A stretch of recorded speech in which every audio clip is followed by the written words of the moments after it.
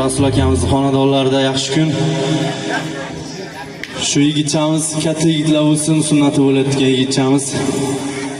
Kelajakda ota-onasiga, mana shu bobo-momalarga mos, xalqimizga foydasi tegadigan yigitlardan bo'lib yetishsin. Bir juft klassik qo'shiq aytib beramiz, talablarga binoan. Marhamat. Yaxshilarni murodini yitirgay, yomonlarni aramizdan ko'targay. Yaxshilarni murodini yitirgay, yomonlarni aramizdan ko'targay.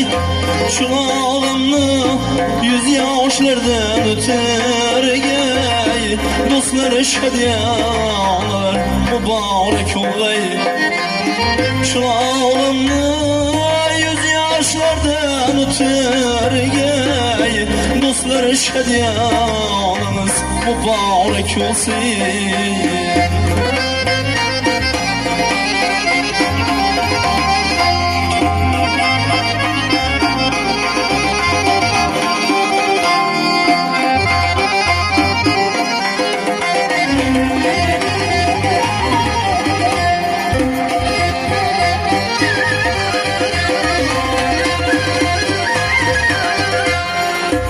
Yaxshi ko'nglim doim bahor ila yoz, bu joylarda qancha kuylasak emas.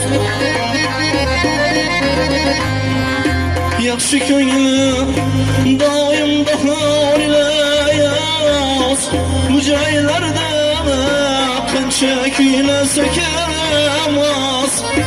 Bu kunlarga bir chaqlaydir xavos, do'stlar shadiyalar muborak o'g'ay.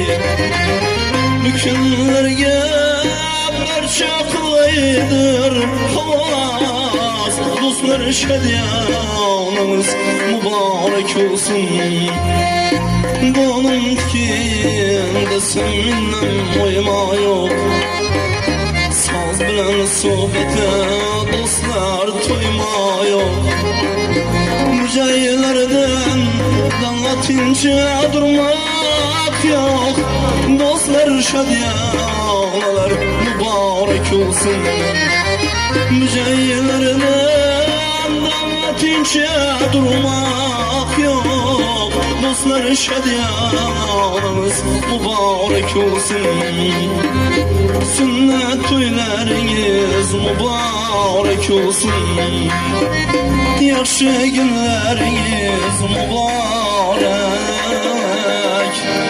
bo'lsin.